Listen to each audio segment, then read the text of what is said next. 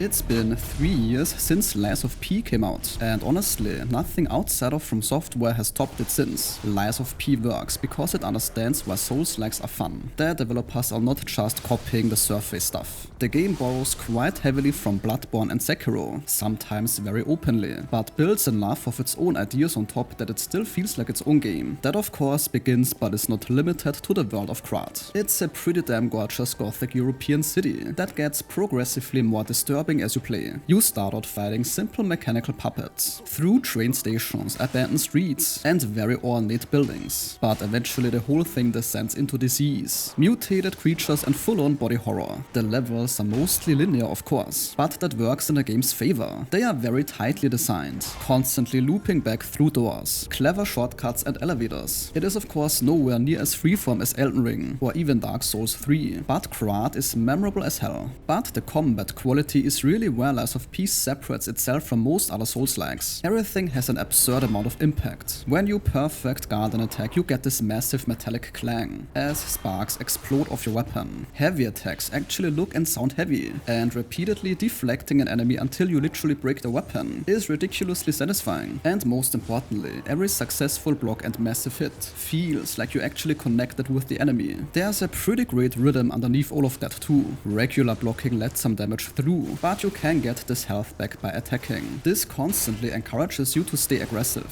When you keep enough pressure on an enemy, they will eventually become vulnerable to stagger. This gives you a short window to land a charged attack and open them up for a huge, satisfying fatal attack. Against a good boss, you're deflecting entire combos, squeezing your attacks into tiny openings, and waiting for that stagger. Once you learn a fight, it becomes a deadly dance, and it feels bloody incredible. But then we have what is probably the best original idea in the entire game: weapon assembly. Every normal weapon splits into a blade and a handle that you can freely mix. The blade determines things like damage and guard strength, while the handle changes the moveset and the stat scaling, with both parts bringing their own special ability. So if you love some enormous blade but hate how it swings, you simply stick this sucker onto a completely different handle. It simply creates a ridiculous number of combinations and build diversity. You've also got your mechanical legion arm, with everything from a flamethrower and shield to the puppet string. Between these, the Fable Arts, weapon assembly, and the P-Organ upgrade system. This game has plenty of room so you can find your perfect playstyle. And thankfully bosses are where all of this comes together.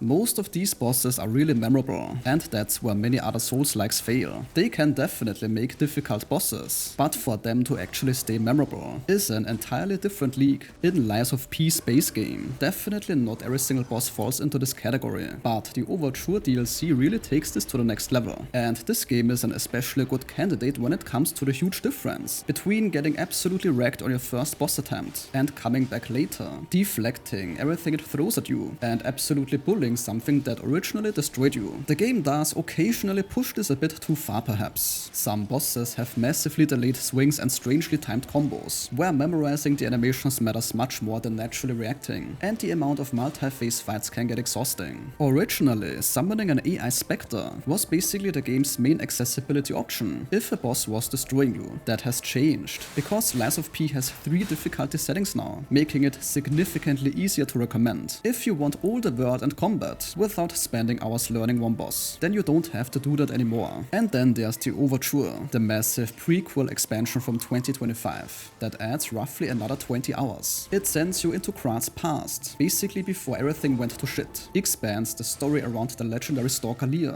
and adds new locations like the zoo and carnival, with generally more open level design than the base game. Overture also adds 10 new weapons, 2 new legion arms, and some of the best bosses in the game. Alongside it came 3 boss rematches, and a mode where you fight multiple bosses back to back. Lies of P still isn't flawless of course. The world is beautiful but very linear.